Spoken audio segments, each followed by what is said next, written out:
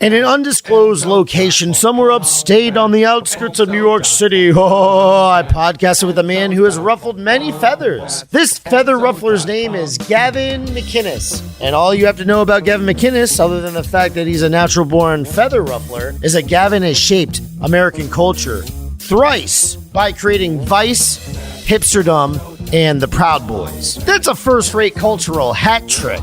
Couple that with his predilection for feather ruffling, and what you get is a very interesting breed of bird. His breed is quite rare, especially in today's political climate, and I've interviewed my share of rare birds. This bird's chirps are loud and eloquent and persuasive and effective, and the powers that be don't particularly enjoy eloquent, persuasively chirping birds. They like to poach them and eat them and remove all evidence of them having ever chirped or tweeted before. But feather rufflers such as Gavin McInnes are very resilient. Gavin is still chirping for $10 a month. On censored.tv, you can capture a plethora of smart, hilarious, free speech content. He's created his own platform. It's kind of like that Hemingway quote, the world breaks everyone, and afterward, many are strong at the broken places. That's Gavin. But those that will not break, it kills. It kills the very good and the very gentle and the very brave impartially. We can learn a great deal from these chirping birds, you know. We need them to chirp for the betterment of the country and society. We can't allow their chirps to be silenced. I hope my chirp isn't silenced. Anyways, here's a formal discussion I recorded with Gavin McInnes 2 days after Thanksgiving in the year of our Lord 2020. Welcome to Bobby Pickles Podcast. Woo!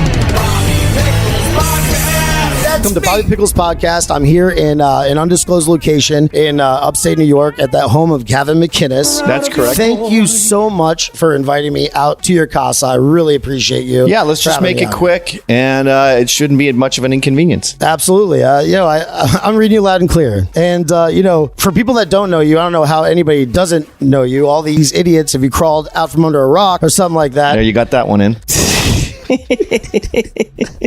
Mental gymnastics. Yeah. But everybody knows you. You've created a lot of things that you're currently not involved in. And after you parted ways, they took on a life of their own. You had a hand in Vice, everybody knows that, and you created Hipsterdom, this whole subculture look, and in 2016 you created the Proud Boys, which it's a group, men's social group, which I'm a part of, and which the president actually said our name twice during the presidential debates. That was awesome. Presidential debates, we were mentioned. Correct. Most recently, though, you created your own network called censored.tv. Correct. And it's $10 a month. Yep. Let us start on a positive note. Let's go back, though, to the introduction. Why?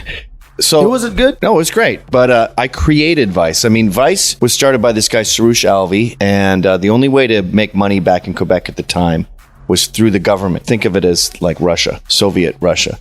So we had to pretend to be retarded to get on welfare, to get on a make work program so we could work at this thing that in itself was a scam. It was a multicultural calendar called Voice of Montreal. So Soroush hijacked it and made it about what he likes, which is like skateboarding and punk and stuff. I came on in the first issue as like a cartoonist and the comics editor, and then I started writing for it. Then we went for a few months, and then we hired this guy, Shane Smith. I have all of these things mapped out here. Okay. But Shane did sales, Soroush did music, and I was like everything else. So I wasn't just a co-founder. I basically created that brand. Let me get to these questions. We're going to touch on all those things.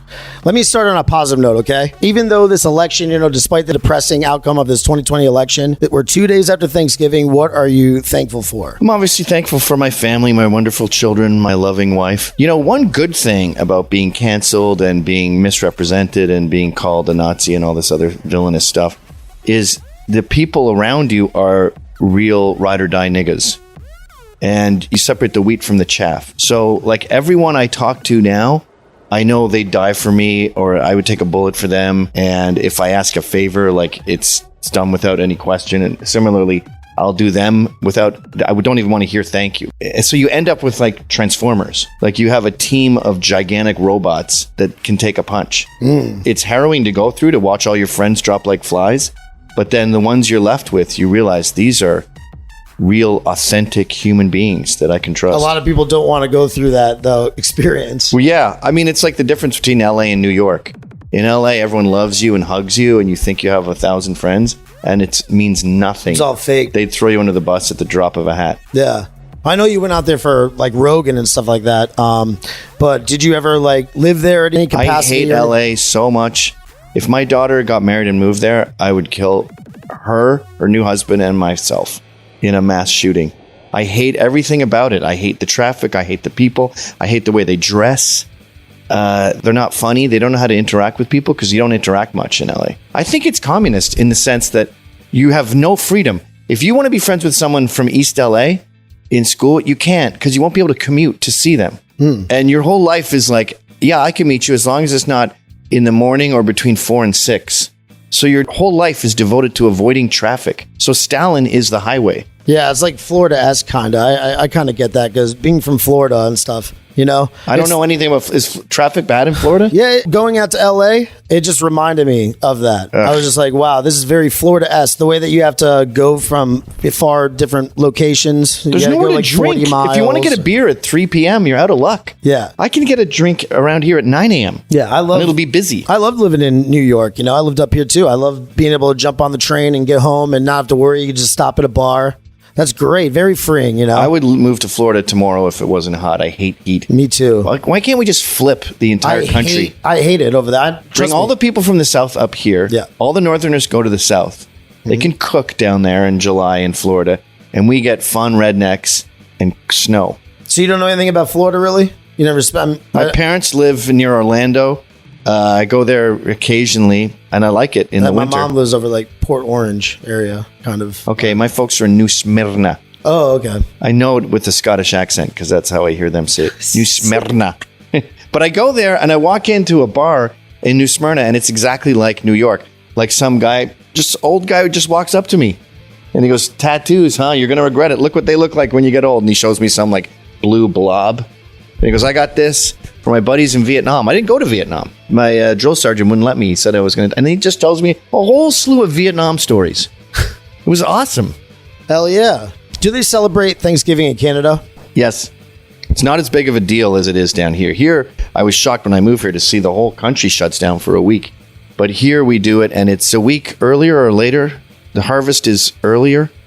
I forget. Is it October? Oh, it's not the same day? No, because you're celebrating the harvest, and our harvest is much earlier. Mm-hmm. I follow you in Parler, obviously, and yesterday you posted a cartoon that you doodled at the dinner table prior to your turkey meal. You most definitely have a talent for cartooning. And thank you, Bobby. What's it specifically that, for lack of a better word, drew you to that form of artwork, cartooning? I think it's genetic. My grandfather was an artist. My mom was an artist, went to art school. If it's in your blood, then you can just draw well. I don't think it's something you can learn, no. Before I got into college, I went to junior college, and at some point I took an art class, and the art teacher told me just to quit. Yeah, she was right. It's like guitar. Like, I took guitar lessons, and after, a couple weeks, I was like, I don't got this. This is not in my bones. I can play guitar, though, but it does suck not being able to do that and then owning a t-shirt company. Kind of, it's we are 95% nature, 5% nurture. If your dad raped you every day, you're going to be fucked up. If you went to Vietnam, you're going to have PTSD. But besides that, you are who you are. And we see this with identical twins separated at birth. It's happened, I think, 11 times. And, I've seen a few documentaries about it. There's those triplets who were separated at birth due to some sadistic experiment to see what nature and nurture was. And they sent them to totally different backgrounds. God, they did it on purpose? Yeah. How sinister is that? Wow. It was like... Well, I hope they learned a lot. It was in the 50s, right after World War II. And I think like eugenics and, horrible things were sort of normal to people, palatable even. Mm-hmm. So it's just like, let's try this human experiment. But there was also a Korean girls, and there's a documentary about them too. And one grew up in Paris, and the other grew up in, I think, New Jersey. Exactly the same taste in music, same... Like, they find these girls, they have the same dog, same husband. One's in film, the other reviews films. Same car. Do you think it has anything to do with astrology? I know you totally don't believe in astrology whatsoever. Are you a girl? No, I'm just saying I know you don't believe in it. Yeah. But do you think that they're born at the same time? I mean, exactly the same time. That is lunacy. Do you think that has a little bit more to do with their fucking DNA? I'm just saying, do you think it's exactly the same? Has nothing so that's to do a with no. It? Okay. That's a no for the Sagittarius. Just wonder. Now, I'm a Cancer, so we're very skeptical of astrology.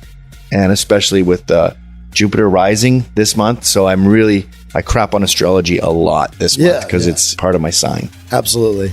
Astrology. So when did you begin drawing? I'm not very good. I don't think it's worth that many questions, but I drew a lot as a kid. I wanted to be a cartoonist when I was a young man.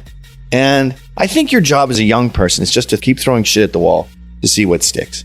And I wasn't really that attracted to writing, but the payback. Did you do any zines? Yeah, we did zines. And I just got so much more bang for my buck out of it. Like with guitar, I'd pour in 20 hours and get nothing. With writing, I'd just fart on a keyboard and get like 20 hours of, attention or significance or influence or effect. So that God wanted me to do that. Nature decided to do that. But I also realized when I was a cartoonist, like my friend Dave Cooper at the time, he pointed out an interesting thing about it. It takes you 8 hours to do a good page, right? 9 panels. And someone reads it in 3 seconds. That's not a good return. Someone does what? Oh, reads it in 3 seconds? Yeah, it's gone. And comics, you maybe get out to like 1,000 people. Yeah, because I know you were alluding to this before, but then I had it in the questions or whatever. So I just wanted to know how your drawing background contributed to the co-founding Vice. Well, back in those days, I was still naive enough to think that I'd become a professional cartoonist. I'd probably be making 30 grand a year to this day. And I might go back to that actually when I retire. I always wanted to do a book of all my celebrity encounters. Because who wouldn't want to read that? meeting Johnny Knoxville and stuff and Tommy Lee and stuff. Because they rarely go well. So that would be a funny catastrophe. Yeah. Like with Tommy Lee, I met him and he was a big fan of my Do's and Don'ts book and said it influenced their book, Dirt. And he wanted to meet me and he was in town. They were all dressed in that LA way with stressed denim and the like affliction type shirts with gel in their hair, even though they're fucking 50 and tons of rings and shit. Just embarrassing, man. I go over to Tommy, he's got his ripped jeans and he hugs me and I go, hey, this guy's got a boner. And nobody laughed. He didn't laugh. And then he didn't sit with us at the table. He sat at some booth and started talking to some waitress. So I'm stuck with his shitty douche friends who didn't like my joke. And I have a beer. I ordered a beer, I guess right after the hug. And so I have like half of it. They're looking away. And then he leaves with the waitress to go fuck her, I guess. We're in a hotel bar. And then I just went, all right, this is boring. And I just walked out. That's crazy. I left a half-drunk bud there, which I think is the only time I've ever done that. Wow. A fallen soldier. But anyway, I was the cartoon guy at Vice for like an issue, a month. And then writing was so much easier. I thought, I can edit the comics page in like a day. And then do the rest of the month just writing articles and working with Sarouche, and he was happy to not have to write much. I don't think writing was in his blood. I did a cartoon when I was a little kid. Oh, when yeah? I was like in elementary school at Skinny Bean and the Bully. And there's just like a stick figure guy was Skinny Bean, and there was like a big round blob was the bully. Why would you remember such a boring detail of your life? It was actually pretty. You can delete that. No, I'm gonna drag that to the garbage. Empty trash. I'll keep that in there. No, it's that's going to be a highlight of the Make whole room thing. for better stuff. It'll be a highlight. You're wasting hard drive space with that lame memory. Oh my god! I'm just trying to build rapport. Yeah. But I you drew a understand? stick man 20 years From ago. kind of like a used car salesman tactic. Yeah, Just trying to build rapport. It's not man. working. So I've heard you speak in past interviews about growing up in the Canadian punk rock scene, and I'm just wondering if those experiences have made you able to understand the hive mind of the contemporary Antifa movement. Are there any parallels between 1980s suburban Canada punk rockers and the idiots who cohabitate places such as Portland? Well, in the 80s, punk was sort of dead, and it was all about hardcore. And hardcore is really American punk, where punk was British, bondage pants, blue hair, and, dramatic presentation like the Sex Pistols. Mm-hmm. Hardcore is Americanized. It's stripped down, faster, cheaper, easier, shaved heads, jeans, not I'm that... thinking suburbia, growing up, listening to punk rock. But what's great about... They're both the same, really, but punk has this sort of DIY thing where you can play guitar, you don't have to be good. And then hardcore took that and made it even farther. Like, let's put on our own festivals. Let's have our own shows. Let's have our own show space. We'll rent this community center or something. And we would put on shows. And, it was expensive. It was like, you're putting down $1,500 when you're 18, money you don't have. And if no one shows, you're fucked. Yeah. And everyone showed, and it was a great scene. We had great times, and it taught me, the do-it-yourself mentality. Like when Vice started out, we would go to the printer, we'd watch them come off the racks, the rolls. Then we would check the colors and everything. Then we would drive them in like a rented minivan with the axle dragging, because it was so much weight, to the Greyhound bus station, load them up. This one's for Winnipeg. This one's for Calgary. This one's for New York. We weren't waiting for a distributor. And I think the problem with the kids today is they have this like do it for me mentality. Like if I want to start a magazine, well, I'd have to get a distributor. No, you distribute it yourself on a Greyhound bus.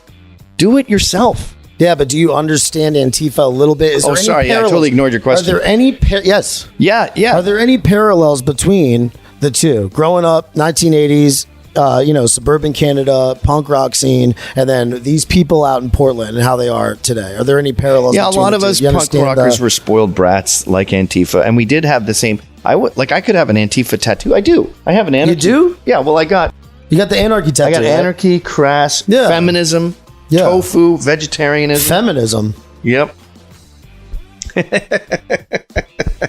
That was my mentality back then. It still is. It still is. I mean, I'm a feminist in the sense that... You have a feminism tattoo. Yes, look.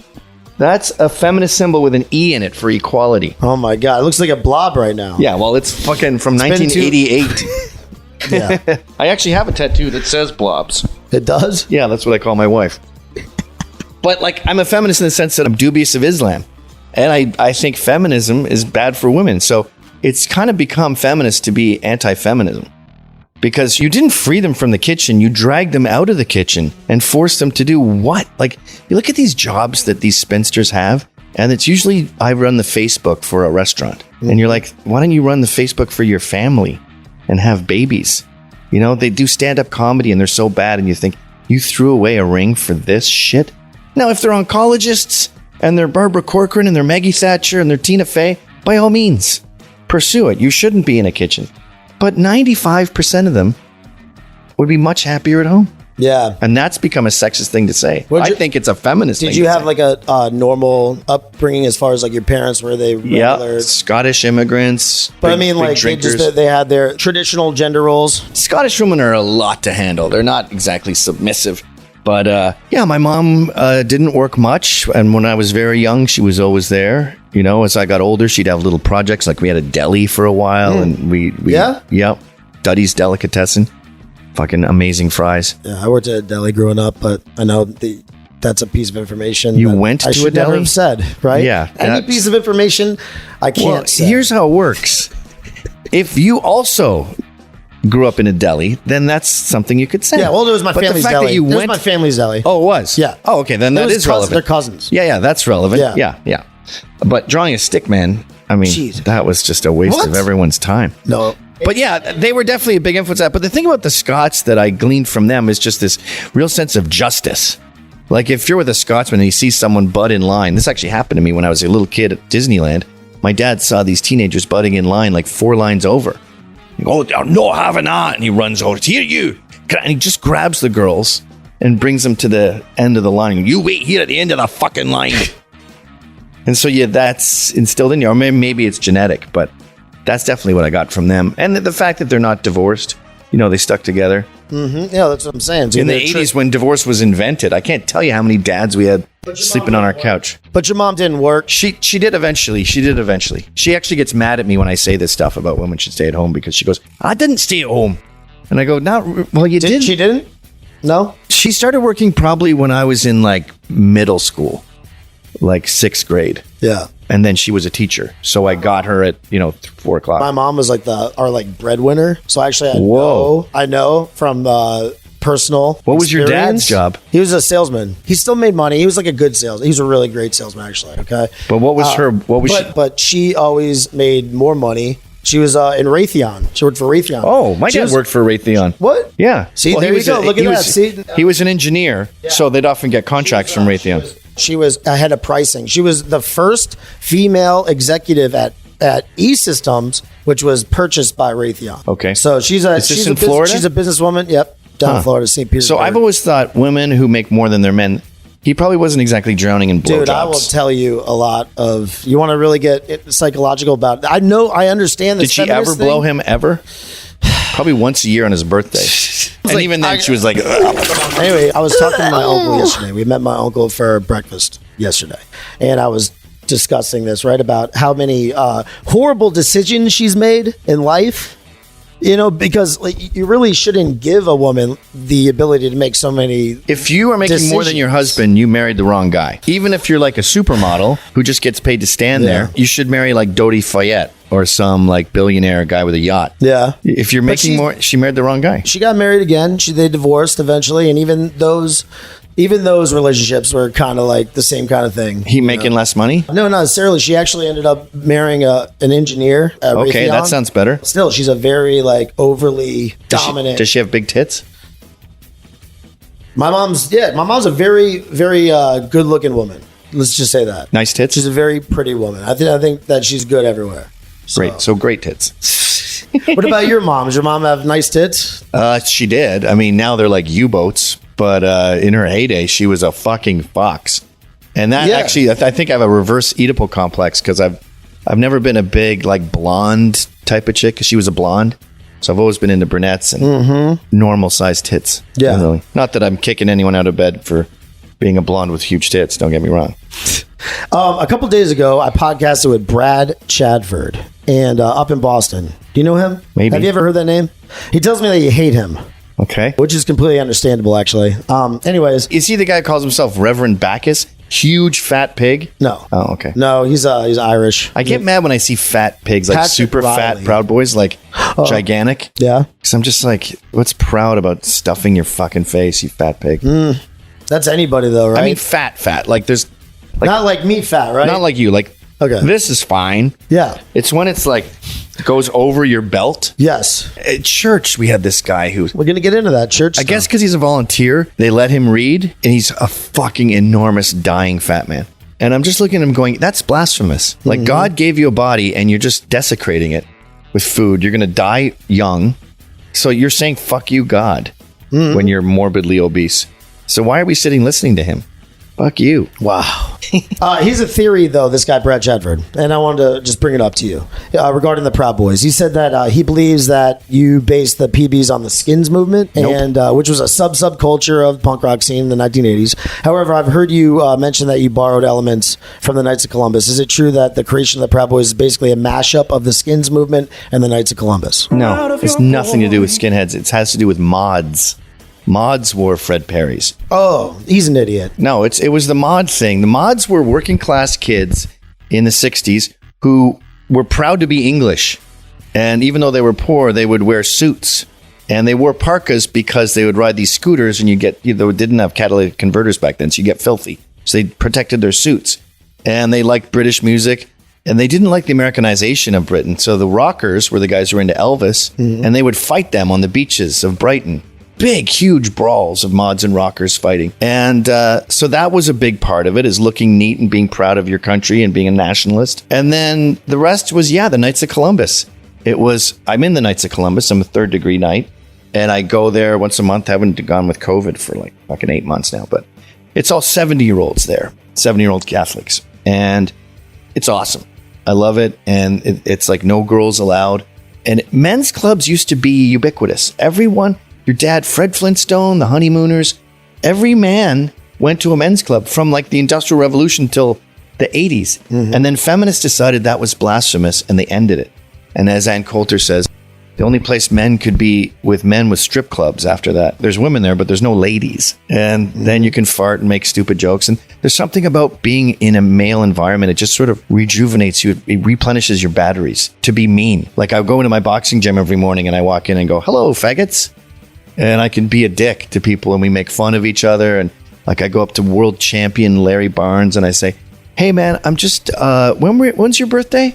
And he goes, December 3rd, 1968. Okay, I'm just, because I'm working on your gravestone for when I knock the shit out of you in about 10 minutes. Those kind of riffs, I just fucked that one up. Yep. And bars and barbershops. Anyway, so that was an element. I wanted to bring back the men's club. I didn't understand why it went away, but I also wanted to have a sense of humor to it. And when I was a kid in high school, if you farted and didn't say safety, everyone got to beat you up till you could name 5 breakfast cereals. We called it safety slut. The game comes from America, and it's safety slug because you're slugging someone. So somewhere in translation, pre-internet, it became safety slut. So we brought that in, which everyone takes super seriously. And Enrique the other day, he said it started as a joke, but it's not a joke anymore. No, it's still a joke. It's still humor's a huge part of it. Now, we were happy to fight, but so are most blue-collar, normal, working-class people.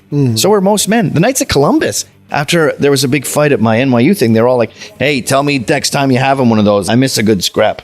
These are all 70-year-old men What the who hell? want to come. So the violence in Proud Boys is just a reaction to the violence that's there. We'd happily just go back to the local mess hall that we rent, once a month to drink beer. But the fight started when I did a talk at NYU, and we had just left a Proud Boy meeting, and we see all these people there, and we stroll in singing "Proud of Your Boy." They told me, by the way, to go around the back, and I'm like, I'm not a pedophile. I'm not sneaking in here. I'm going through the front door.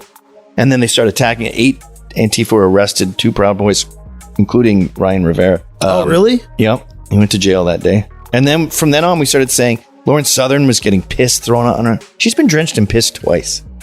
And that's what people say, like, why are you so violent? I go, do you know anyone who's been drenched in piss twice? So it's a reaction to that, Like they say, speaking of Lauren once, she goes, I went to this rally. I felt like I was LARPing because I had on goggles, a helmet, a chest plate, and a gas mask. And I felt like I was at a cosplay. But they used mace on us, so the goggles came in handy. They were throwing rocks, so the helmet came in handy. People were caught using knives, so the chest plate came in handy. And then they had mortar shells. They had gas bombs going off, so the mask. So I ended up using everything on me. So people see us and they go, what's with all the gear you fucking... And it's like, we use this gear. And like fucking the stabbing in DC, what's his name with the big beard, Jesse? He was also stabbed in the back. But it hit his chest plate, his back plate. And he heard the guy stabbing him going, fuck. He thought the guy was just punching his back until he looked and he saw the gouge marks. Oh my God, really? So Bevelyn, she was in the hospital for a week from that. And that's because the knife Somebody got went stabbed through. in the neck or something like that, in the ear or something? Yeah, someone got slashed down here. Enrique got stabbed in the stomach. Those guys were out hunting Trump supporters. Black kids, thugs, were out and they find some old man in a suit and they go, I've been waiting for this all night. Like, who knows how many people they stabbed in the past?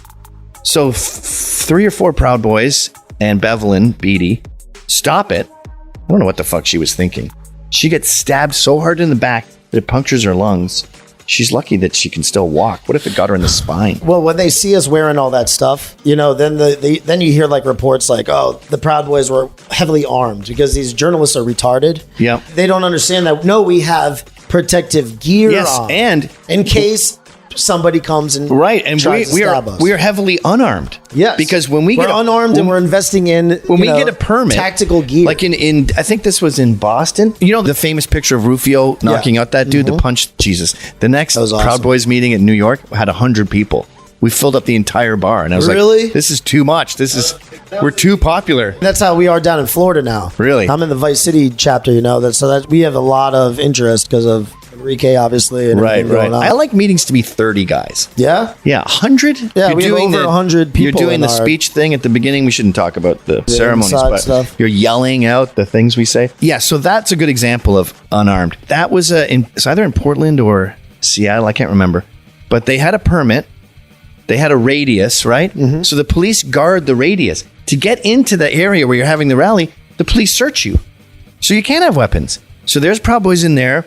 Joey Gibson does his thing. Then Joey's walking back to his car. Antifa are all waiting with knives. Like you've seen if you look up weapons confiscated by Portland police, Antifa weapons, it's like brass knuckles with knives on them, like every weapon imaginable, including like a mace, like a 15th century ball with spikes on it, like crazy weapons. So they're all armed. Then we have to get Joey to his car safely with just our fists. And you see these Proud Boys with huge gouges out of those plastic things. It's not for fashion. It's to prevent going into the hospital like Bevelyn Beatty. And Rufio had nothing but his fists in there.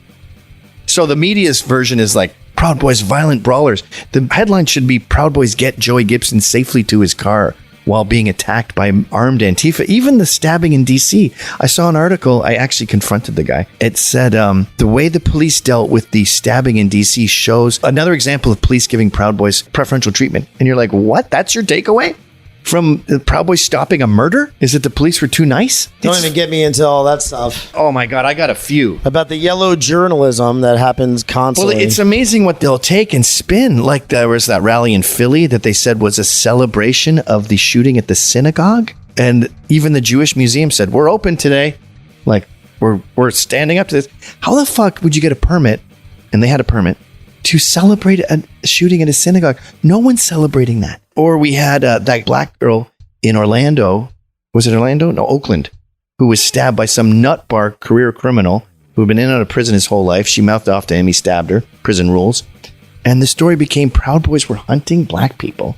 And they stabbed a girl. And then they were going to a bar to celebrate the stabbing like a week later. What? And then they have a rally to prevent the celebration. And some guy's walking by in a USA shirt. They think he's a Proud Boy, and they beat the living shit out of him. Wow. It's good versus evil. Let's get back to the good, the Catholicism. Growing up Catholic, I know who the Knights of Columbus are. I've always been aware of them. I went to Catholic school my whole life. Never been raped by a priest or anything like that. Okay. What were the circumstances behind you converting to Catholicism, though? Because I was born into the insanity. Why would you willingly choose it? I was an atheist my whole life, and my daughter was born, and I just was looking at her heel one day, and I just thought, like, the incredible magic that I'm staring at here, that her heel works and it's the right amount of padding and it's going to grow with her. And I was just so overwhelmed by the miracle that is God's children that I just felt it. I felt this surge of emotion and I could feel God. And I woke my wife up and I said, I love God. And she was like, okay, good. Is she Catholic also? Yes. Nice. And Now, was she Catholic first? she grew up going to Catholic schools. Catholic, Yeah. okay. Yeah, Well, yeah. she's American Indian. So they have like the Native American church, but it bleeds into Catholicism. It does? Yeah. Oh. There's sort of like So we three. totally took that over and converted them all, yes. kind of. Yes. They have Native American church, they have Christianity, and then they have a combination of the two. So you'll go to like a Native American ceremony, like a funeral or something, and it's not unusual to see Jesus on the wall, even though they're doing like American stuff with peyote and sage and all that shit. Anyway, sense. I just chose Catholicism because it was nearby. It could have been anything. Presbyterian. I was interested in the Knights, and there was a Catholic church near where I worked, so I just chose that totally randomly. When was that? 2006. Yeah. What are your thoughts on the current Pope, Peter the Roman? Well, we take a vow in the Knights never to disparage a priest or the Pope. So, Really? That's one of the things, huh? yeah, so let's just say he's... But you never have discussions about that? he's misinformed. He's a little misinformed. I'm not a fan. It's like, I almost feel like he's like kind of illegitimate. I mean, why? He's got Muslims praying in the Vatican. He's pro-gay marriage. Isn't it usually that you had the Pope died and then you had another Pope? I mean, why did the Ratzenbergers step down? And I don't know. I feel like he's legitimate Pope kind of. This guy's like illegitimate. Yeah. I don't know. I want us to get that black guy next who thinks that trans is satanic. We're going to have an illegitimate Pope and an illegitimate president here soon. Right? Maybe Trump will win. I think the most likely outcome, though, is that we prove unequivocally, beyond the shadow of a doubt, that they stole the election, and Biden still walks into the White House, just like a fuck you. And Biden still walks into the White House. Yeah, and everyone Not goes, my president. But the evidence, They resisted the whole time. We got to resist them now, right? Or are we going to be the bigger people and stuff like that? Or are we going to actually have balls, because we don't. The Republicans never do. They never do. They just roll and it's over. because of collectivism versus individualism, right? Because the Dems have that collectivism. They had that on lock. Yeah, to a fault. We don't. And we're all about DIY, and right? But I think so. There's a lot of pussies on the right. Like, look at all these people, Proud Boys, who get fired. I have a list of, I think it's up to 35 now. And it's just one phone call. And you're like, it's not a phone call from this like woman who's a housewife who has 5 kids and is worried about her own safety. It's some blue-haired cunt with like a neck tattoo that says resist. And you're kowtowing to her. No. Thank God I have my own business, man. I mean, that would be horrible. It's just amazing how many people will just a few phone calls and they shut it down. Yeah. They've shut down all my websites. There's like 3 weeks ago, they got to the host and my Bobby Pickles website, my Fat Enzo website, all of them down. And so now I got to rebuild all the websites and stuff and then put them up with another, the right-wing host or whatever so that they won't cancel me. Why did you count? Why do we got to go through all that? I should sue. How are we going to do? I mean, I would like to sue the host. That'd be great because it's like totally insane. Well, we should talk about that after. We need to start getting litigious on these people. It's all we have left, and that works too. Like people, the SPLC suit I have hasn't even begun. It's sitting in the judge's lap, and we lost. Morris Dees, the founder, was fired. The president Cohen, he stepped down. Head of legal stepped down. Their top researcher, the one doing all the shit stirring, she stepped down. Like, we decapitated the whole organization. And then they sent in Tina Chen to save their brand. And it turns out Tina Chen was part of the whole Jussie Smollett thing, covering up that. So now she's tainted, and that made them look even stupider. So we had a nice chopping of the head there. The snake lost his head. And that's without the thing beginning. It hasn't even begun yet. It's been almost 2 years. Why hasn't it begun? I don't know. And I don't want to disparage the judge in case that makes things worse. But my fear is that this is, I don't want to say. They just had like too much power? It looks like and it. It's a possibility that the judge is in their pocket. I don't know. Why is this sitting so long? And there's no law on this. There's no like expeditious lawsuit law. It could go for years. People have died waiting for trials to start. And apparently this judge always gets SPLC cases. That doesn't seem very fair. Oh, wow. So let's look into that a little bit more. That's crazy, man. Another thing, though, that you've converted to is Americanism. Growing up Canadian citizen, did you have the goal to one day immigrate to the United States? I mean, I've always been a Western chauvinist. I was born in Britain. I love Britain. Canada's Western, I know that. I've been there before. Whereabouts are you from? Ottawa and Montreal. And Montreal? Yeah, like I moved out when I was 18. I always say that, Ottawa and Montreal, because Quebec is a different province. It speaks a different language. It's more different than America is to Canada. It's a completely different. Do you speak French? Yep. Really? Yep, je parle français, mon esti de goddess. Nice. Suce ma graine sale. Wow. I mean, suck my dirty seed. Yeah. Voulez-vous manger la menthe? La menthe? Yeah, please eat shit. Merde. Oh, okay, whatever. Mange la merde. So I think one of the reasons I'm so nationalist here in America is like a lot of immigrants like Michelle Malkin and Dinesh D'Souza, we're just very happy to be here. I call the people who don't act like that immigrates, because they come here and they start bitching. And I think a lot of the times they do that because that's the thing to do. Like, you know, the Halifax Five, those Proud Boys who were, it was on Canada Day, which is hard to say. And they were desecrating a statue in Halifax of the guy who founded it. I forget his name. And they go to investigate, right? And they see that they have fuck Canada, decolonize Canada, spray painted on the Canadian flag. This is exactly like doing this on July 4th to the American flag. They just go over and ask some questions. They go, what are you doing here? And they go, we're having an Aboriginal ceremony. And this woman is calling herself like Chief Grizzly Bear or something. Big Mama Bear? Yeah. Something like that, which Indians don't call themselves that. And you don't really have female chiefs. But so she shaves her head and sticks her hair on the statue. She's a mental patient alcoholic who lives in a trailer. She's not an Aboriginal figure. And they just ask them some questions, and they end up all getting kicked out of the military because they disrupted an Aboriginal ceremony.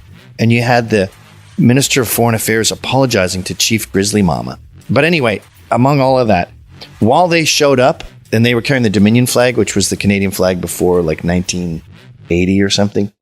1970. Not the vote counting business or whatever. Right. Well, we got the Maple Leaf very late in the game. Canada's very young. Anyway, there's this African guy, and he has an African accent. He's obviously fresh off the boat.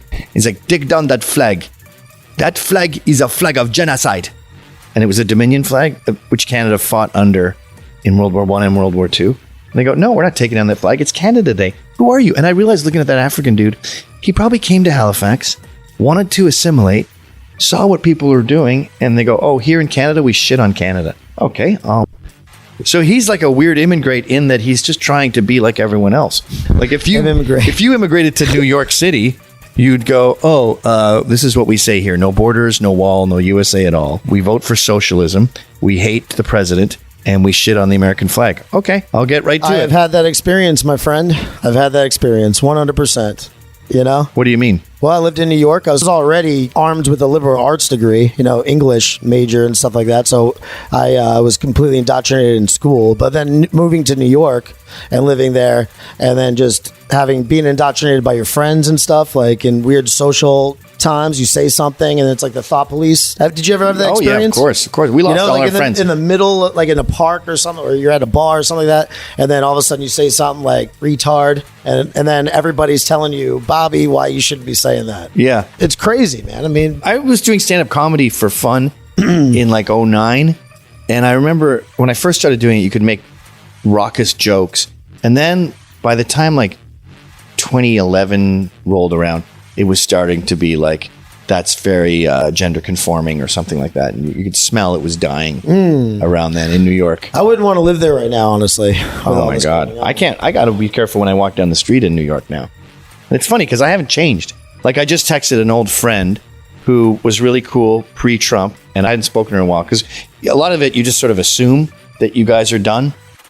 If with New Yorkers, it's just kind of a given. It's sort of like if you were Amish and then you shaved your beard and started driving a car, you didn't have to call your old Amish friends to know that you're excommunicated. Now, do you think that it's going to come back around now that Biden's in there? Because I've already had those same friends reaching out now. No, they're exed. Really? Yeah. I've had some people like reaching out now, like, oh, maybe now it's time to be friends with Bobby again. It's crazy. No, family is different. But if they're not down, if they're not ride or die, then they're exed for life. I wouldn't even consider it. But anyway, I just texted her, and I want to, for my Christmas card, I want to look like I was just had the shit beaten out of me. Mm-hmm. And she does special effects makeup for like horror and stuff. And I said, on the off chance you're still speaking to me, do you know anyone who could make my eyes swollen shut and my nose broken and stuff? And she doesn't respond. And I go, oh, okay, so you're gone too. All right. And then I said, is it the denying of the Holocaust or the wanting all blacks to go back to Africa that turned you off? I don't know if she'll get that joke, but it's what is this based on? I've been texting into emptiness, into the abyss. Yeah, I have. Yeah. With friends I've grown up with my whole life. It's crazy. My buddy Nick, man, he is a chief in the Coast Guard. And I don't know how he became a lefty, but apparently he is. What the hell, man? Hasn't talked to me at all. Well, my parents tell me, too, about their friends in their, like, retirement community Xing them. And it's for... They assume Trump's a racist, so anyone who doesn't hate him is complicit in racism. And racism is a huge problem in America, and it's affecting everyone. None of those are true. I know. None of those. If you put on CNN, at the shop, the employees will put on whatever at times, and sometimes someone will put on CNN, and oh my God, it is another reality. It really is. I ask my Alexa in the morning, what's up? Oh, yeah, it's on Alexa. That's what I'm talking about. When you say play news... Yeah, that's what I'm talking about. I'm listening to that. They don't even play Fox anymore. They used to do NPR, then AP, and then Fox, and now I don't think they get to Fox. And it's like they say, and then the president falsely declared that the election was everything fraud. Is like that. If you used to write, you would obviously be your opinion.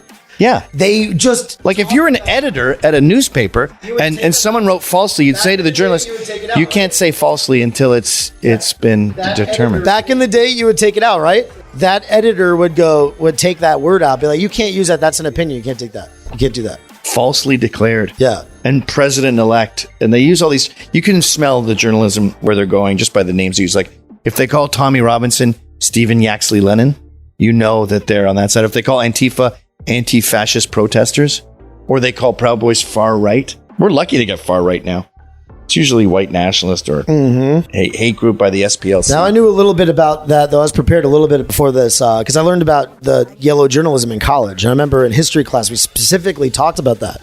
And then also, like Mark Twain wrote for a bunch of newspapers, and he said, if you want to be uninformed, don't read the newspaper. If you want to be misinformed, read the newspaper. I mean, he said it then. Well, the foundation of America is different opinions. The British set up different printing houses all along the East Coast, and they encouraged right-wing papers and left-wing papers and encouraged debate. And then we started debating and realizing, getting smarter and smarter, because that's what debating is. It's going to a mental gym. And we got in such good shape, we realized that we can write our own constitution and kick out the British and win. With not that many losses. I've heard you say, though, like on a debate, it's really one person has more information than the other. Yeah, I don't believe in different opinions. I mean, with art and music, obviously. Judging the world or your perception of the world and things like that. Immigration is just numbers. All of politics is just numbers. That's why women are so bad at it, because they use emotions more. But like, immigration is like, how many illegals are there? What should we do? What do other countries do? How does it affect the economy? It's all numbers. So with numbers, they don't lie, and eventually you crunch the data. And you get there. Yeah. There's studies. My favorite way to argue with people is on email, because you can show the study that you're talking about and break it down. And then they come back and you go, yeah, but that was refuted, And the left lies a lot, I find. Like they'll go, Obama created more jobs than any other president. You go, really? That doesn't sound right. I remember his economic recovery is pretty bad. And then you go look it up after the person's gone and you're like, he actually had the worst recovery in history. And, these presidents inherited much worse economies and did much better. Here's a list. The only time I ever Both sides had all the information. Was a fucking 8-hour argument I had with David Cross. We used to be friends. Oh my God, really? Neighbors. He's awesome. We bought land together. Really? This is back before I thought he was so funny, man. Mr. Show with Bob and Dave. Oh, it's one of the greatest things ever made. That was my favorite show growing up. The Bob Lamont story where his parents are retarded. Huh? Did you ever see the Bob Lamont story where yes. his parents are retarded? Did you ever see the one where change for $1? And then it goes all the way up to the end of the president of the United States, and he goes, tell him no.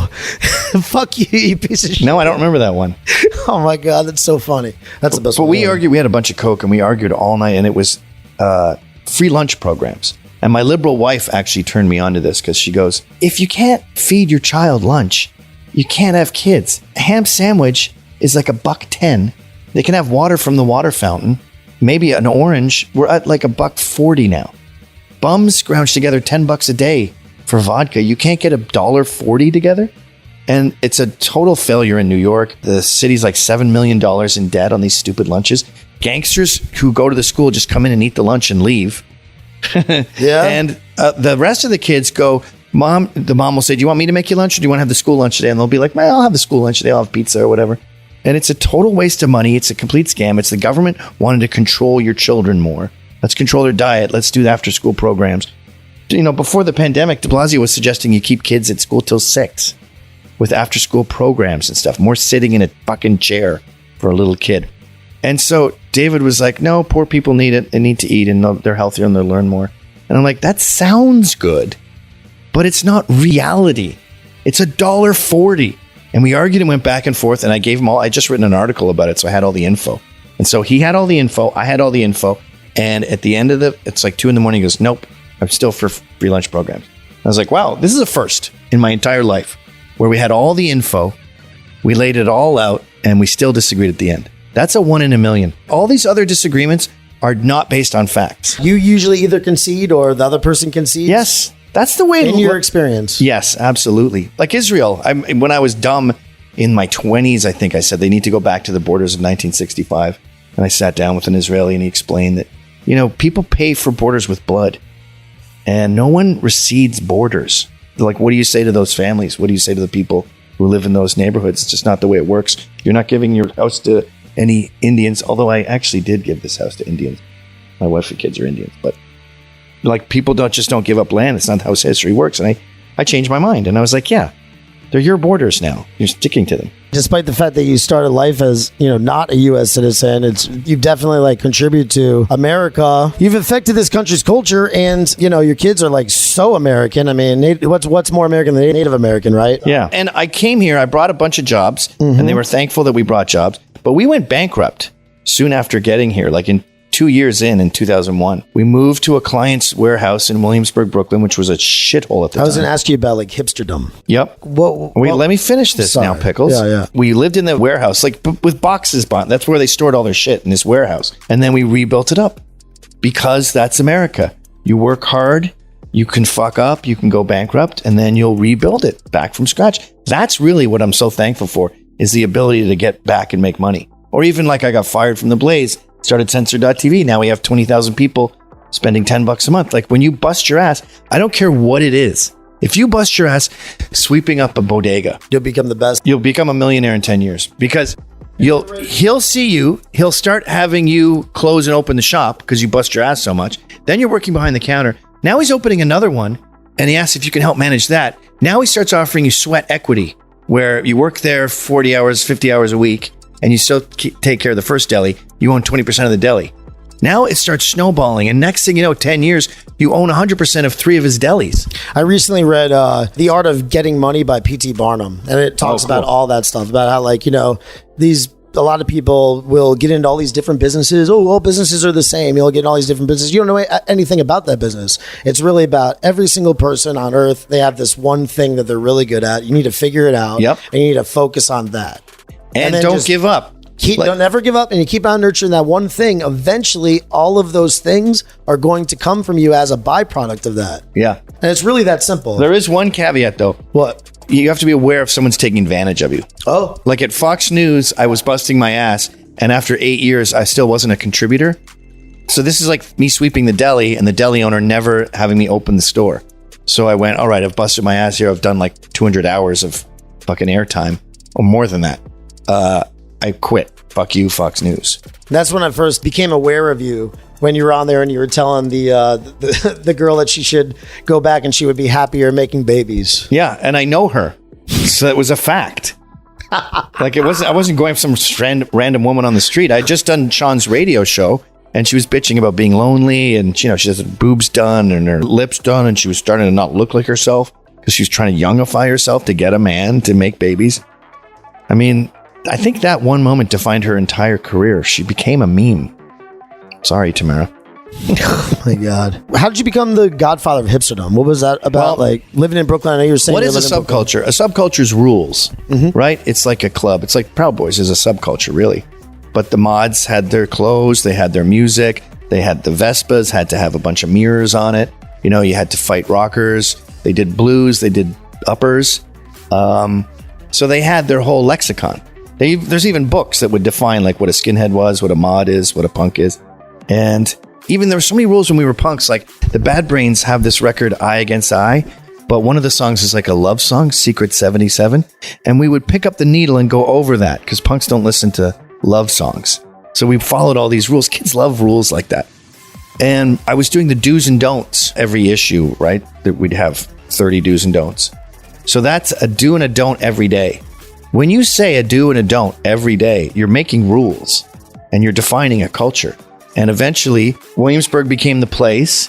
The do's and don'ts sort of defined the look, and then Vice Records defined the music of this group. And the next thing you know, you had this zeitgeist, this look. And it was pretty fun at the beginning. It was like Ryan McGinley and his crew, Iraq, they were called, because to rack is to shoplift, and they were always shoplifting. And it was like vintage clothes, army stuff, vintage Jordans. So used clothes, track bikes, MP3s, American Apparel, which was just like cheap, no-name stuff. The thing I really liked about it when it started was you couldn't get to these kids. Their shoes were Vans Eras and Chucks and vintage Jordans. So the shoes were nothing. The clothes were cheap. A track bike, you can't even steal it because no one can ride it.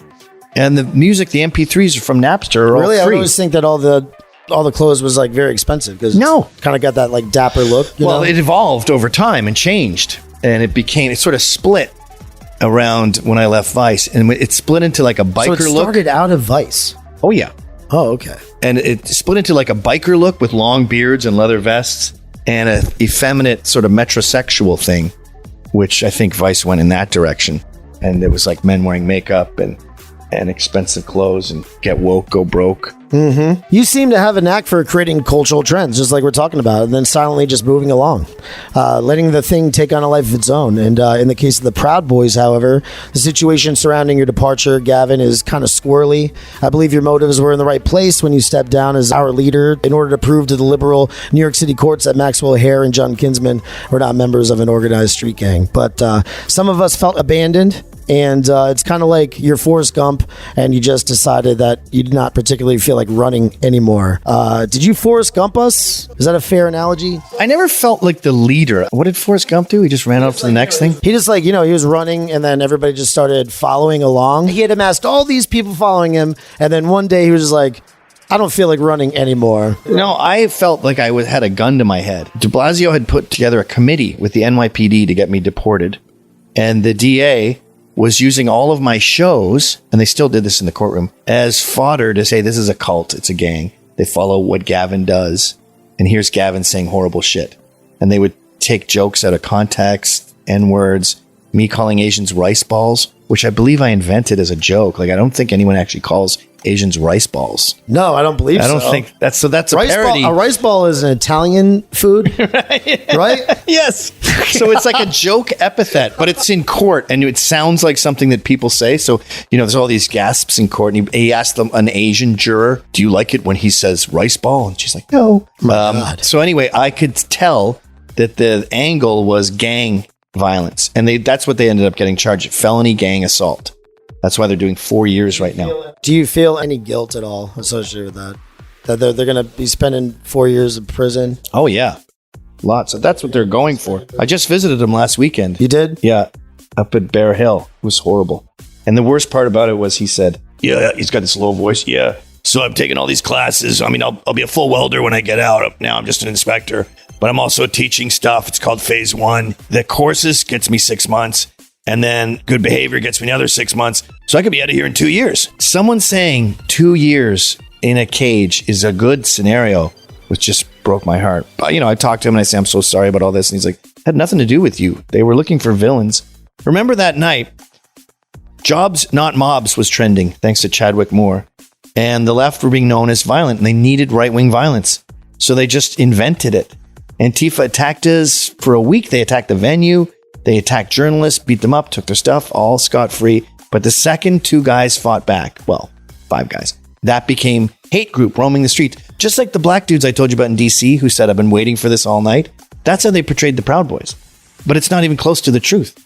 It was at worst mutual combat. And the fucking assault with a deadly weapon, one of the deadly weapons for Max was his boots. That's a deadly weapon now. And John's deadly weapon was he happened to have a penknife in his pocket that he never touched. And that's now assault with it. Like, it's fucking insane what they got charged with. And it was because of Trump, really. And I don't think Trump should feel any guilt, just like I'm ultimately not guilty. Because this wasn't about me. It wasn't even really about Trump. This is about the left and their paramilitary wing, Antifa, someone standing up to them for once. I can't believe it took this long. And now you know what you see? I just saw a bunch of Portland citizens standing in front of the courthouse, not Proud Boys, just standing there. And I think we were the catalyst that got people to fight back. But as far as me stepping down goes, I didn't want Proud Boys to be known as a gang. And gangs have 2 things. They commit crimes and they have a leader. They don't commit crimes and now they don't have a leader. I hoped that would take the angle away from the prosecution. Now, I don't know if it did, because only 3 guys went to prison. Jeff did weekends at Rikers, and Max and John got 4 years. But another 6 guys got off. So maybe it did help. But we do have a leader, though, now. Well, we call him a chairman. But that's the design of it is like the Knights of Columbus. The Knights of Columbus are individual. Hell's Angels are individuals. With the Hell's Angels, they register the trademark, the death head skull, and if you become a drug dealing chapter, then they sue you because you're misusing the logo. Just like McDonald's, if your McDonald's chain started not selling Big Macs, then they would sue you because you're misappropriating the franchise. Yeah, we used to print shirts for the Hells Angels in New York. Oh, yeah? Yeah. They came and took all their screens back once when they wanted to go to another shop. It was pretty funny. They're in a weird place right now because they just sold the clubhouse and no one really knows who owns it. They bought it for the one in the Lower East Side, right? That's the one that we printed for. I worked on 4th and the Bowery. So they bought that when that place, you wouldn't want to walk down that street. And they made it into a nice street, so they basically got it for nothing. But now, I forget what they sold it for, like $70 million or something. But anyway, so stepping down was a way to obfuscate the prosecution's narrative. I didn't have a choice. That it could have been more. So when someone says, step down, or I'm going to put all your friends in prison for 10 years, is that a choice? I wish you would have stuck it through. But that might have made their sentences much worse. But I was one of those guys that felt like abandoned. I was like, I got in this because of you. No. See, every chapter is autonomous. The only time I would ever freak out is if they had a girl in the chapter or they went racist, because those are against the tenets. But what do you think about like bringing girls sometimes to like family, like have like a gathering? Yeah, that's fine. But if it's an actual Proud Boys meeting, like the Knights of Columbus, the Knights of Columbus have women come to their Christmas party and stuff. But when it's the actual ceremony, there can be no women there. Yeah. One more aside about all this, like Max hair and stuff like that. Like that just shows the character of these guys, the difference between the right and the left. He's in there trying to better himself. He's talking about like welding and I'm getting this and that and stuff and I'm going to be out. That actually is pretty positive though. And awesome that's like that. They're both kicking out. You should have seen this letter I just got from Max on Thanksgiving. He somehow got himself a little stove, like a hot plate. And then he gets food from working in the kitchen and he makes himself and the guys these little meals like pies and stuff. He goes, "Happy Thanksgiving. I spent all last night baking cornbread and blueberry pie and baked mac and cheese. Woke up at 6:15 and cooked a 4-pound ham, 3 boxes of chicken, cranberry sauce, turkey gravy, corn, peas, and carrots, a bunch of other stuff too. A couple of us already ate. Then we were going down to Chow to pick up the state food, stuffing and mashed potatoes. I'm eating that later with the rest of the food. Then someone else is cooking later for dinner, then ice cream and all sorts of cheesecakes." Oh my God. He goes, "I'm doing just fine." He says to me the other day, he goes, "This isn't so bad. I can do my time." I feel bad for John because he has keys. It's going to make his character better. Yeah. In the end, he's going to have better character. Probably be able to write a book or something like that, right? I mean, He's ripped too. there's always positives that come out of negatives. Yeah, so I had to step down because I was being framed, but I also always wanted autonomy. I always wanted like Sharia. Like I would get calls. I got a call once from like fucking Arizona where this proud boy goes, we were at a party the other day and some guy got on the bar and he stuffed a rubber ducky up his ass. And Wasn't that you? and he goes, how are we supposed to be proud Western chauvinists when we're behaving like that? And I'm like, A, I don't care. B, handle it yourself. And C, what do you want me to do? Fly down there and give him 40 lashes? The fuck? This runs into it. Is it good not being the official leader anymore, whatever? I know you don't like that word. Given that at some point the group gets so huge, it's difficult to control all the idiots who join. Guys like the Pope, who you may or may not be aware of. Dante Nero?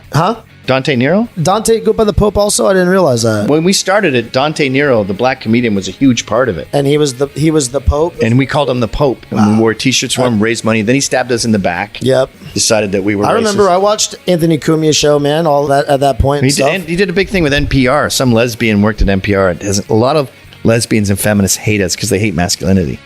And she did a big thing, and he totally crapped on us. And I go, Dante, what are you doing? He goes, yo, man, there's a lot of like white power stuff happening behind the scenes. And I go, you're talking about stupid Pepe memes. Blacks in Brooklyn have this weird paranoia where they think they're going to die every time they get into a car, and they really push the fucking PC shit. So he got sucked into that.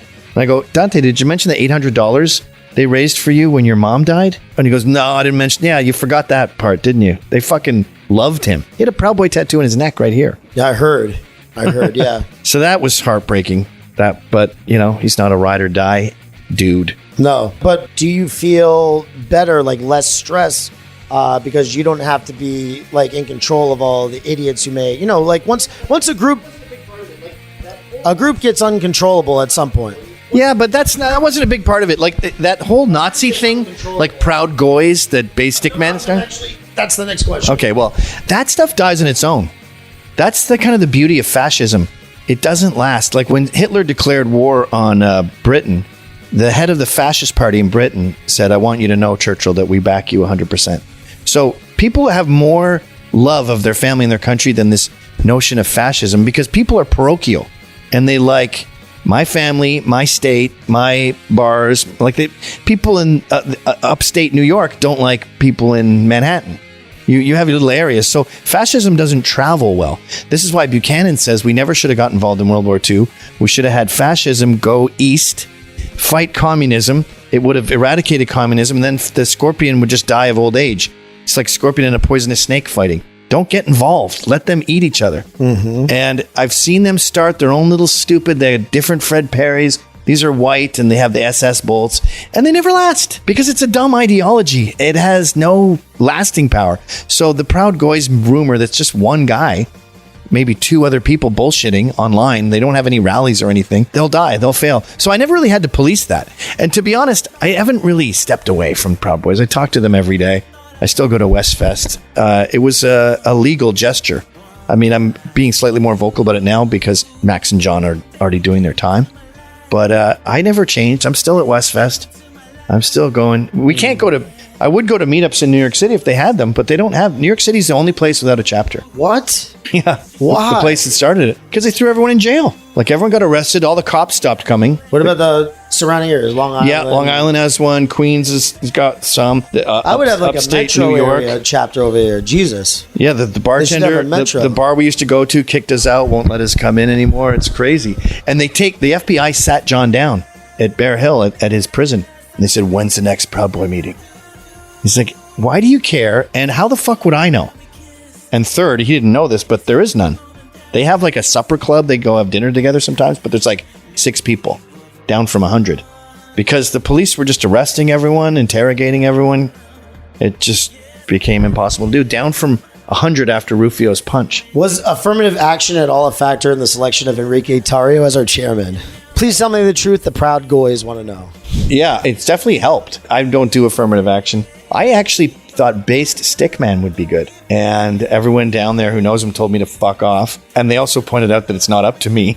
And so that didn't fly. They were right. He's the guy who started Proud Goys, which is not a That's thing. the guy. That's not a thing. It's like the Boogaloo Boys. It doesn't exist. No. I met that guy too over in the last time we were in Washington a couple weeks ago. It's a bunch of LARPers in Hawaiian shirts. It's not a thing. Proud Boys are a thing. They have meetings all over the world. Scotland, Japan. Isn't this crazy? You see your thing, your cultural thing that you created that's spawning into whatever, and then you see these leeches that are feeding off it, creating other things off of it, like just variations off it. It fails. I know, but that is funny though. But that's not the most interesting thing, because that's dumb little fucking weeds that die. The real movement is everywhere, and I think it has nothing to do with me. It has to do with there obviously was this burgeoning need for men's clubs, and you had the Elks Lodge and all this stuff back in the 80s. Every man had his little potluck, and you go there, you drink beer, you have your ceremony, your rituals, and all this stuff. And we have, well, I shouldn't get into details of the ceremonies, but little things that work themselves out. If there's a beef with some other guy and fights, and at Westfest, we have a big gym where we beat the shit out of each other. Yeah. No, I know. I don't remember. I got up there. I don't like fighting drunk. That was not good. No. I got up there, and you were there. I saw you at Westfest, and I got up and I was winded. I hate sparring. I hate it. Cocaine and beer is not good for... The problem with fighting is, like, I can hit a heavy bag for 15 rounds, no problem. But when you're fighting, there's this fear and the anxiety. I love that, though, right? Isn't that fun? Yeah, but you're after 2 minutes, you gotta be... it's like moshing, like you're fucking dead. And you're supposed to go 3 or 4 rounds? God, you're dead. No way. You're dead. I just saw, like, my coach texted, and he said, if you want to spar on Saturdays, and I was like, I just read that, I thought, who the fuck wants to spar? I love boxing too. My favorite part of boxing is leaving. Yeah. And you walk down the street and you're just like, are you okay? You have a problem? What's that? Everyone okay there? Like, you just don't take shit. You're fearless because you've already been in a fight that day. I think I want to round it out with this. This is the last thing I want to ask you about, I think. I have a Muslim pal who had shown interest in joining the Proud Boys. He's not an extremist. I believe he's a person who's assimilating into Western culture. He's leery about joining the club from researching you. He's seen a lot of your videos on the subject of Islam. Have you changed your position on that at all? No. I think Islam is incompatible with the West. It's the only religion like that. And people think, well, that means you're a bigot. No, I think Indians do very well in the West. Hinduism seems to blend in very well. Sikhism does great. That's lots of brownies do great. But Pakistan, I don't know, man. I don't, like they say, oh, you're a moderate Muslim. No, that's like being a moderate Jew.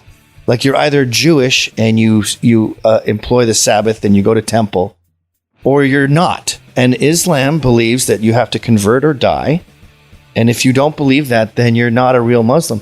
So I've been asked this question a few times and it stumps me because I just have trouble picturing how a Muslim could be a Western chauvinist, because Islam is an Eastern doctrine.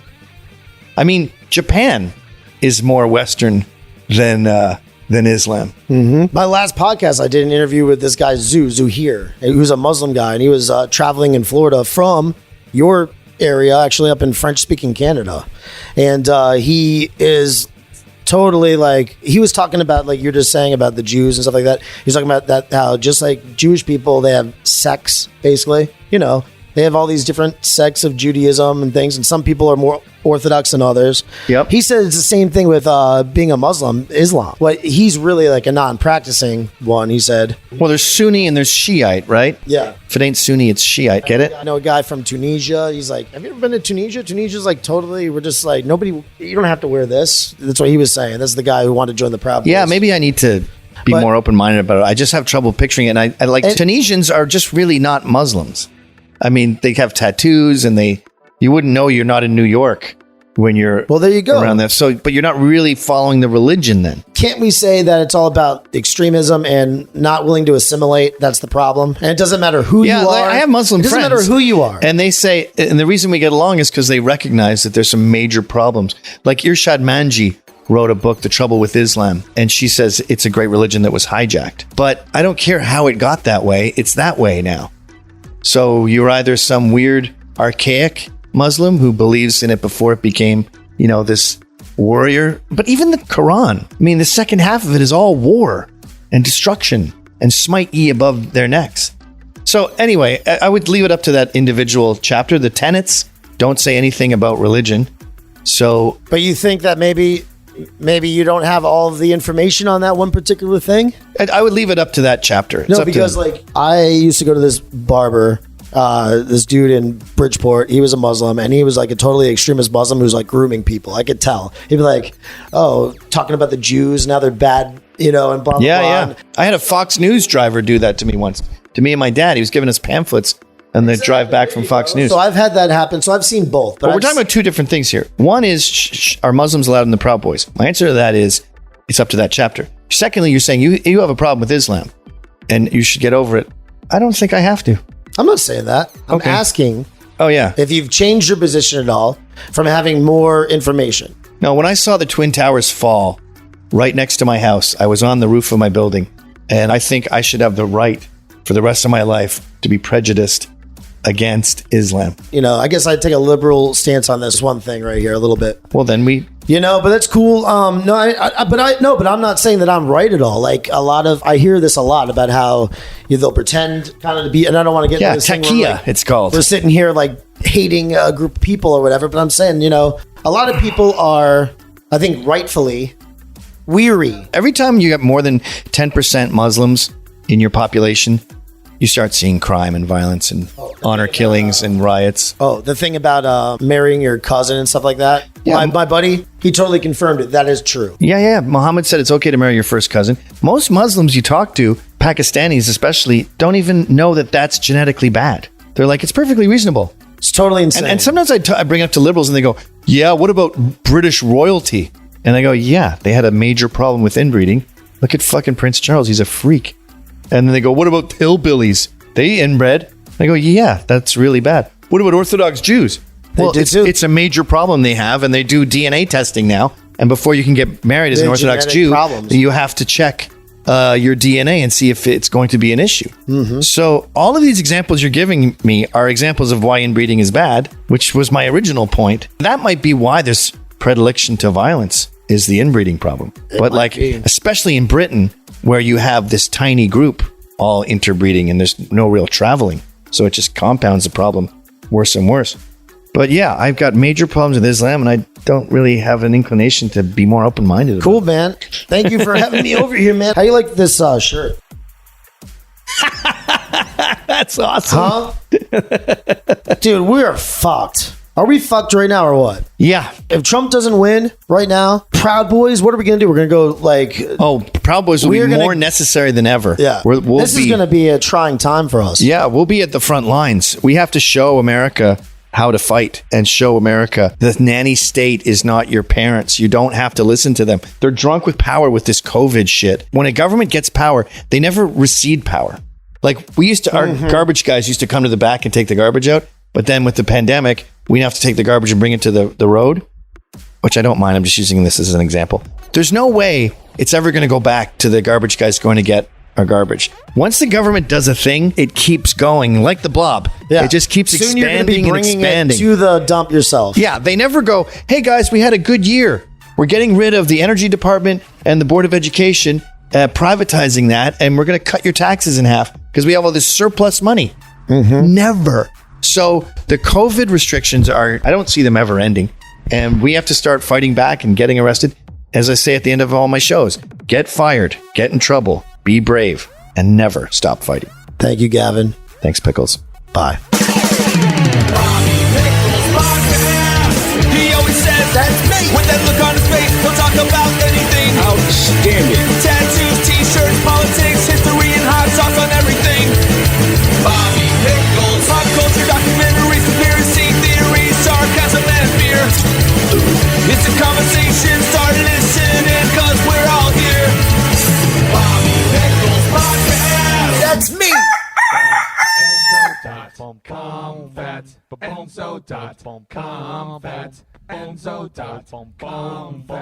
Enzo.com. It's me. Welcome to Bobby Pickles Podcast. I'm on the road in the Northeast again for another episode. This time I'm in an undisclosed location in upstate New York at the home of Gavin McInnes. Gavin, thank you so much for inviting me to your casa, man. I really appreciate it. Good to have you, Pickles. 2 days after Thanksgiving. Yep. Everybody knows you, but if you are some idiot who... Why do you have to read from a script when it's something so basic? Well, because I have an intro that I've written. Well, you could just say, talk normal. You don't need to write that out. Hi, we're with Gavin 2 days after Thanksgiving. You going to forget that? Let me get through it, all right? Everybody knows you, but if you happen to be an idiot who just crawled out from under a rock, people may not know that you're the genius behind many, many things in which you're no longer involved. These are all things that took on lives of their own after you parted ways. The big one that most people seem to mention is co-founding Vice, but you also made famous the subculture known as Hipsterdom. In 2016, you created a men's social club, which I am a part, that has been in the media a lot this year. Even the president himself announced our name in the presidential debate. Twice. The Proud Boys. You don't need to read that. Why? Just remember, I invented Vice, Hipsters, and Proud Boys. Like, if you read a teleprompter, it should be things like, in 1967, over 3,000 people were killed. Do you use teleprompter? Never. Never? No, I just redo it if I fuck up. All right, well, I mean, you know, it's just It's a terrible way to start off a show, because you're not being you. So people are like, I'm at story time, and like, if I'm a little kid, I want my dad to read me a story when I go to I bed. have like exact questions though that I really. Oh, that's fine. You can get to that. All right, Just remember those three things. All right, here, check it out. I'll do it. Right, here we go. All Ready right. to rock.